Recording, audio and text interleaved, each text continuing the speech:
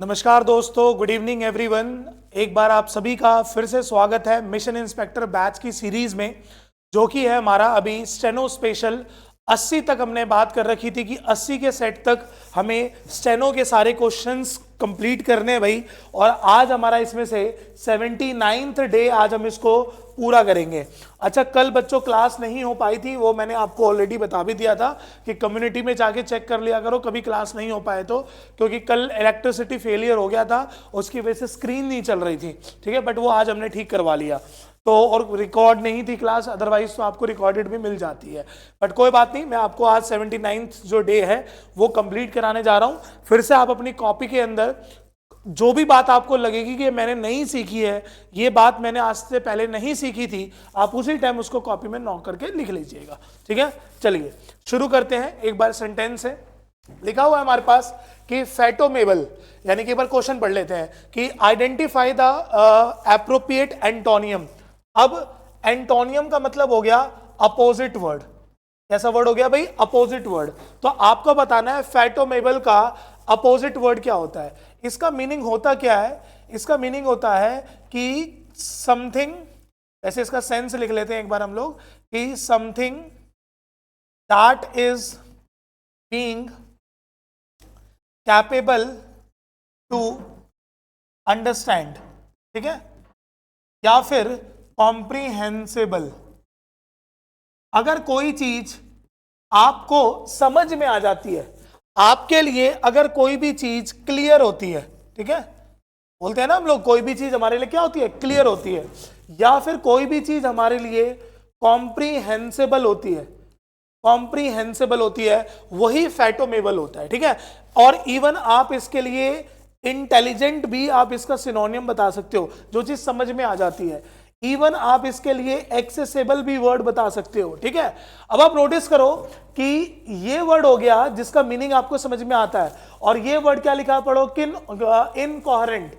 Incoherent होता है not easy to understand, मतलब जो चीज क्लियरली आपको समझ में ना आए, है ना, नॉट इजी टू अंडरस्टैंड। या फिर आपने इसका अपोजिट पूछा हुआ है तो अनफैटोमेबल भी होता है भाई, इसका एग्जैक्ट अपोजिट वर्ड होता है। इवन इनकॉम्प्रीहेंसिबल होता है, अनइंटेलिजेंट भी इसका एग्जैक्ट अपोजिट वर्ड होता है। क्लियर हो गया? सो फर्स्ट का करेक्ट आंसर कौन सा हो जाएगा? Second is the right option. In artist अगर हम बात करें तो जिसके अंदर स्किल की कमी होती है, lack of skill is called in artist. Inauspicious आपने सुना होगा, अशुभ के लिए बोला जाता है। किसके लिए? अशुभ के लिए, है ना। और इनसाइट को तो आपने सुना होगा कि किसी को उकसाना। तो करेक्ट आंसर फर्स्ट का कौन सा हो जाएगा? Second is the right option.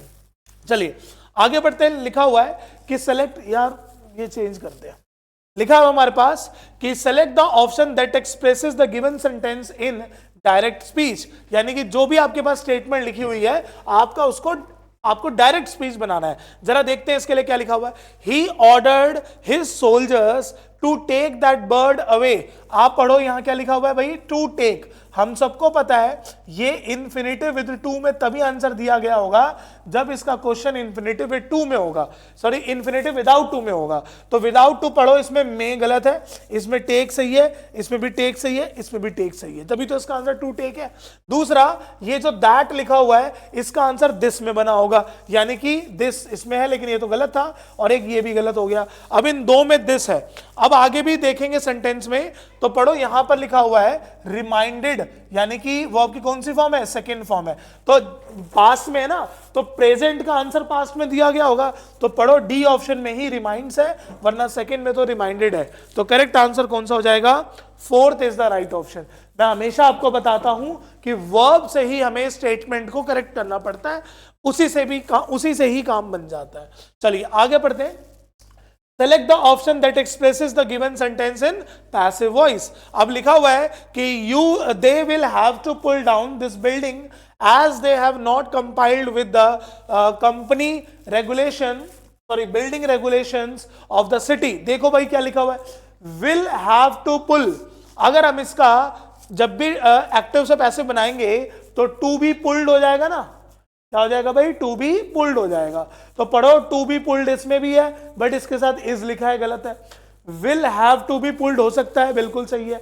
इसमें विल बी पुल्ड लिखा हुआ है, गलत है। इसमें नीड्स लिखा हुआ है, गलत है। सो एक ही ऑप्शन करेक्ट है, कौन सा? Second is the right option. चलिए फोर्थ पढ़ते हैं। फोर्थ सेंटेंस क्या बोल रहा है? इसमें जो सेंटेंस है आपको बताना है कि इसका इनडायरेक्ट स्पीच क्या होगा, है ना। इस बार आपको डायरेक्ट से इनडायरेक्ट बनाना है। जरा देखो क्या लिखा हुआ है। Dear daughter said caring her cheeks have you come to comfort. अब पढ़ो ये क्या लिखा हुआ है, have you come to comfort. तो हैज हैव का आंसर किस में दिया जाता है? हैड में। आप पढ़िए फर्स्ट में क्या लिखा है हमारे पास, हैड कम सही है, सेकंड में हैड बीन कमिंग गलत है, थर्ड में डिड गलत है, फोर्थ में हैज गलत है। खत्म यार, पूरा सेंटेंस पढ़ने की जरूरत ही नहीं थी। कौन सी स्टेटमेंट राइट हो जाएगी? First is the right option. आप देखो जब ये पेपर में क्वेश्चन आया था भाई स्टेनो का, तो यार अगर ये भी क्वेश्चन अगर आपके गलत बन रहे हैं, इट मींस आप लोगों ने ये चैप्टर बिल्कुल अच्छे से नहीं पढ़ रखा, अदरवाइज ये क्वेश्चन देखते ही सॉल्व हो जाते हैं। ठीक है, चलिए देखते हैं next sentence. Select the option that expresses the given sentence in passive form. लिखा हुआ है कि सुमा इज मेकिंग टी, बनाइए क्या बनेगा? तो आप सबको पता है इज एम आर अगर दिया होता है क्वेश्चन में, तो इज एम आर के साथ आंसर होता है बीइंग, और बीइंग के साथ वर्ब की कौन सी फॉर्म होती है भाई? Third form. तो पढ़िए फर्स्ट में बिल्कुल सही है, सेकंड में वॉज गलत, थर्ड में वॉज गलत, फोर्थ में हैज गलत। सो करेक्ट आंसर कौन सा हो जाएगा? First is the right option. अगला देखते हैं। सेंटेंस हमारे पास बोल रहा है कि sentences of a paragraph, paragraph का बोल दिया तो इट मीन सेंटेंस हमारे पास अरेंजमेंट में लिखा हुआ है बच्चों। अब अरेंजमेंट का मतलब हो गया कि आप लोगों के पास जो स्टेटमेंट है वो आगे पीछे करके दे रखी है और आपको इसको एक सेंटेंस के फॉर्म में लगाना है। तो पढ़िए भाई एक बार ए बी सी और डी और आंसर देने की कोशिश करिए।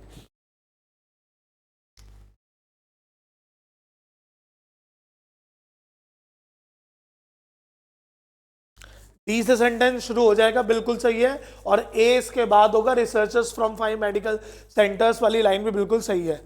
अब आप सी और डी में देख लो। देखो सी और डी में मैं आपको एक ट्रिक सिखा दूं। सो का सेंस हमेशा लास्ट में ही दिया जाता है। सो जो होता है या देयरफॉर जो होता है या हेंस जो होता है वो हमेशा रिजल्ट बताने के लिए यूज होता है। एक बार चेक कर लेते हैं जरा बी। डी के बगल में ए तो बिल्कुल सही है और बी के बगल में सी बोल रहा है। ठीक है, aggravate diabetes and high blood pressure, so make time for whatever helps you sleep, whether it's exercise, massages, yoga, meditation or a fragrance bath। ठीक है, बिल्कुल सी वाली लाइन सबसे लास्ट में है ना, यानी कि हेल्थ से रिलेटेड बात कर रहा है। तो डी के बाद ए के बाद बी और बी के बाद सी। चलिए अगला देखते हैं क्या लिखा हुआ है। इंक्लूजन का क्या बताना है? एंटोनियम। एंटोनियम हमें फिर से पता है सर, अपोजिट वर्ड है। इसका मतलब क्या होता है? गैदर करना, किसी को इकट्ठा करना, किसी को इंक्लूड करना, है ना। इसका वैसे एग्जैक्ट अपोजिट वर्ड मैंने मिशन इंस्पेक्टर की क्लास में पढ़ा रखा है, एक्सक्लूजन होता है ना। और एक और वर्ड ऐसा ही है एक्सक्लूजन का, क्या होता है? ओमिशन। ओमिशन होता है अकेला कर देना, है ना। क्या होता है? अकेला कर देना। एक्रूअल मनी आपने सुना होगा, एक्रूअल और गेन दोनों एक दूसरे के सिनोनियम है, बूस्ट का कोई सेंस ही नहीं है। ठीक है भाई, तो ओमिशन इंक्लूसिव का एग्जैक्ट अपोजिट वर्ड है, जिसका मतलब होता है यहां पर कि सबको अलग अलग करना, और यहां पर इसका सेंस क्या होगा? सबको गैदर करना। ठीक है भाई, चलिए अगला देखते हैं। Select the option that expresses the given sentence in active form, यानी कि जो भी आपके पास स्टेटमेंट है उसका आपको एक्टिव फॉर्म बनाना है। लिखा हुआ है let the door be close. अब आप पता है आपको कि अगर लेट लिखा हुआ है इट मींस ये हमारे पास इंपैरेटिव सेंटेंस है, और इंपैरेटिव सेंटेंस का अगर आपको एक्टिव वॉइस चाहिए तो इट मींस वो V1 प्लस में ऑब्जेक्ट में ही बना होगा, क्योंकि उसमें सिर्फ यही दो बात आती है। अब आप पढ़िए, पहले में डोर है गलत, दूसरे में डोर है गलत, तीसरे में क्लोज है सही है, फोर्थ में प्लीज, प्लीज का तो कोई सेंस ही नहीं है ना। तो आंसर सिंपल होगा क्लोज द डोर, और आप बना लो इसका पैसिव फॉर्म यही होगा let the door be closed. ठीक है भाई, सो 8th का करेक्ट ऑप्शन है थर्ड। अगला देखते हैं। The following sentence has been split into 4 segment. आपके पास जो सेंटेंस है वो 4 सेगमेंट में भाई डिवाइड है। एक बार देखते हैं कहां ग्रामेटिकल मिस्टेक हो सकती है। लिखा है हमारे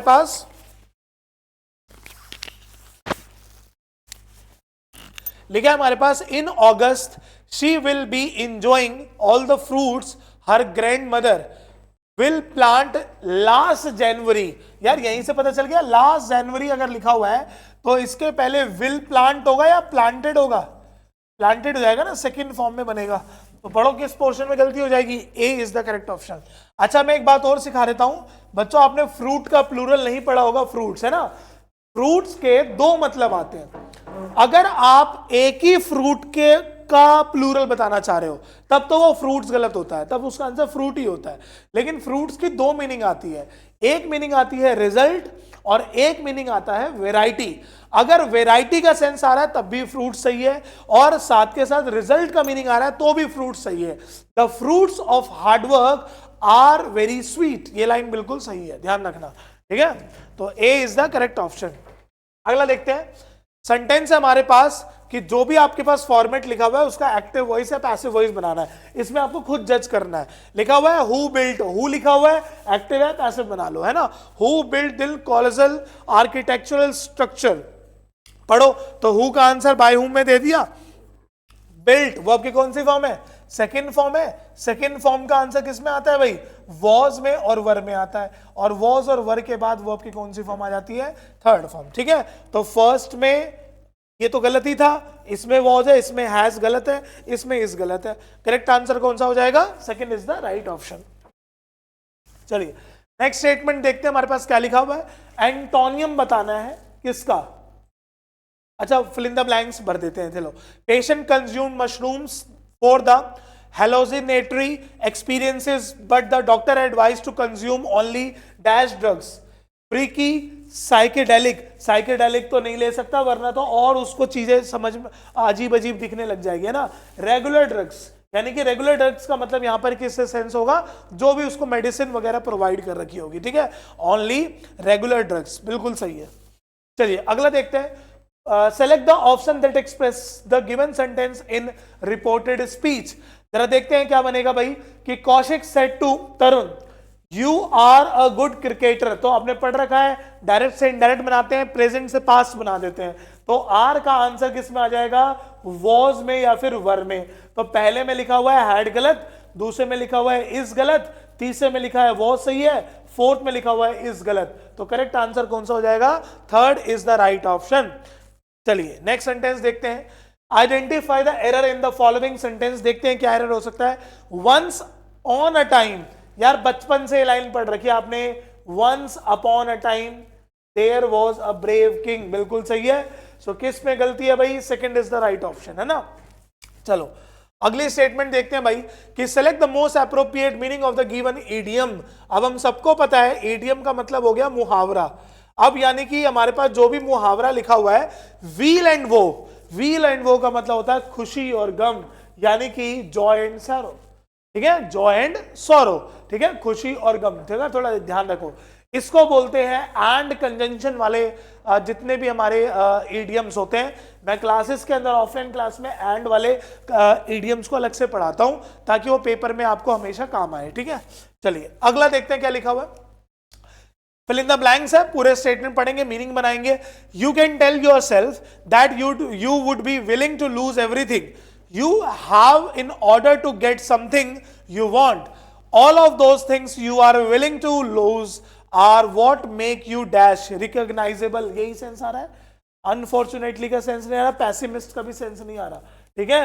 और distract, what make you distract नहीं, रिकॉग्नाइजेबल, जो चीज आपको समझ में आ रही हो, है ना, यही तो सेंस है ना। पढ़ो यहां से कि you are willing to lose what make you recognizable, जो चीज आपको ऑलरेडी पता है, ठीक है।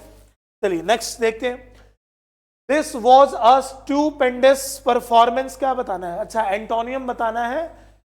अंडरलाइन वर्ड, अंडरलाइन तो है ही नहीं, यही होगा क्योंकि और तो कोई नहीं दिख रहा, क्योंकि ऑप्शन में इसका आंसर भी दिख रहा है। चलो stupendous performance in the competition, पढ़ के नहीं पता चल रहा, इंप्रेसिव का सेंस है, पढ़ के पता चल रहा होगा, इंप्रेसिव का सेंस है, तो अपोजिट हो जाएगा अनइंप्रेसिव। अच्छा सूदिंग का कोई सेंस नहीं है, इसका मतलब काम होता है। निमोनिक एक मेथड होता है जिसमें आप चीजों को लर्न करते हो, है ना, मेथड ऑफ मेमोराइजेशन। हरकोलियन एक एफर्ट होता है, हरकोलियन टास्क आपने सुना होगा, तो ये एफर्ट के लिए यूज होता है। आंसर कौन सा हो जाएगा भाई, इन इम्प्रेसिव, ठीक है। थोड़ा सा ध्यान दो, सेंटेंस स्टेटमेंट देख के भी आप आंसर बता सकते थे। अगला, select the option that expresses the given sentence in active form. This sari was bought by my son on the occasion of my birthday. तो ये क्या लिखा हुआ है, was bought, तो भैया ये पैसिव में तभी बना होगा ना जब आपको एक्टिव में वर्ब की कौन सी फॉर्म मिली होगी, सेकंड फॉर्म। तो पढ़ो यहां पर हैज बॉट गलत, हैड बॉट गलत, हैज बॉट गलत और बॉट सही है बिल्कुल। तो D is the right option, right.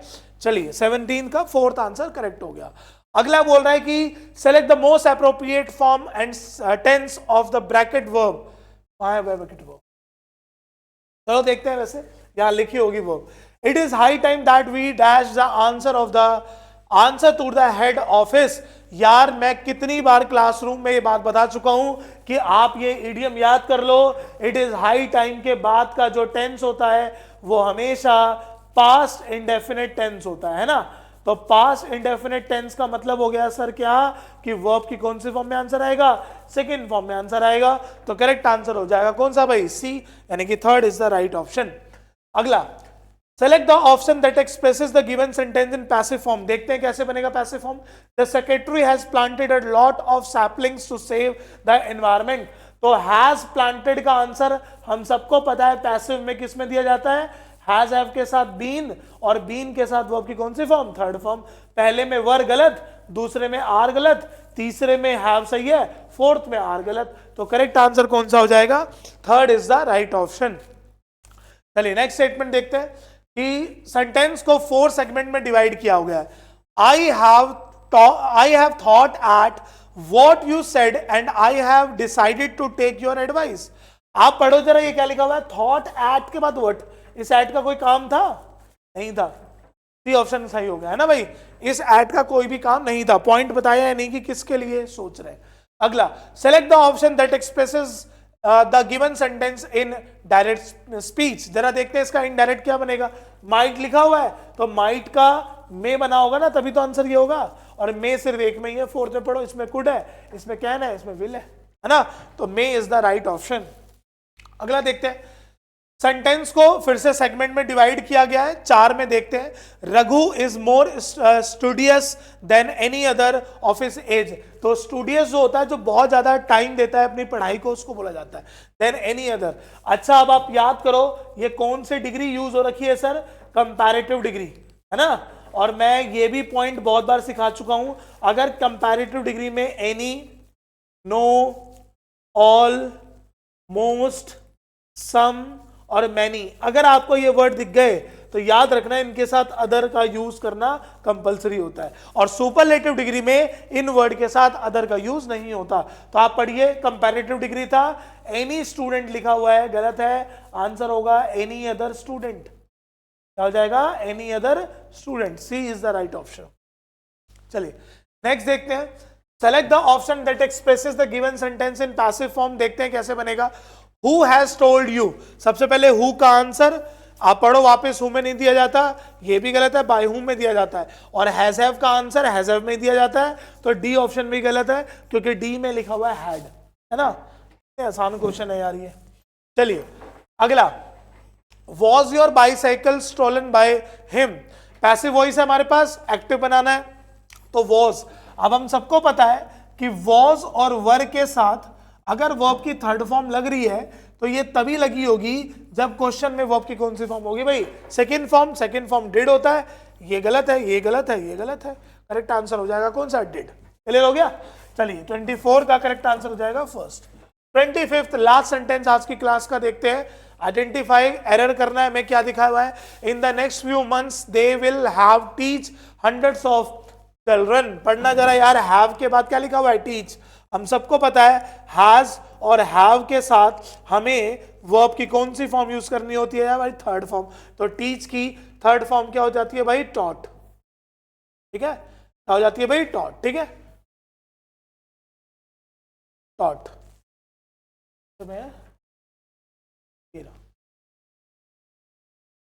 हो गया भाई क्लियर। तो हमने यहां पर अपने आगे के जो 25 क्वेश्चन है वो और रह गए हैं। फिर उसके बाद हमारा मिशन इंस्पेक्टर बैच के स्टेनो के जो क्वेश्चंस होंगे वो बिल्कुल ओवर हो जाएंगे।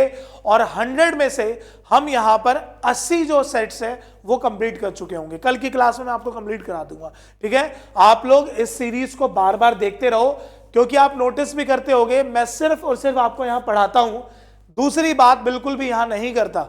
क्योंकि वो चीज करने का हमारा कोई भी मतलब नहीं बनता। आप ज्यादातर टाइम सिर्फ अपनी पढ़ाई में दोगे तभी ज्यादा आप सक्सेसफुल बन पाओगे, अदरवाइज तो इन्हीं चीजों में लगे रहोगे। चलिए मिलते हैं नेक्स्ट क्लास में। जय हिंद, जय भारत।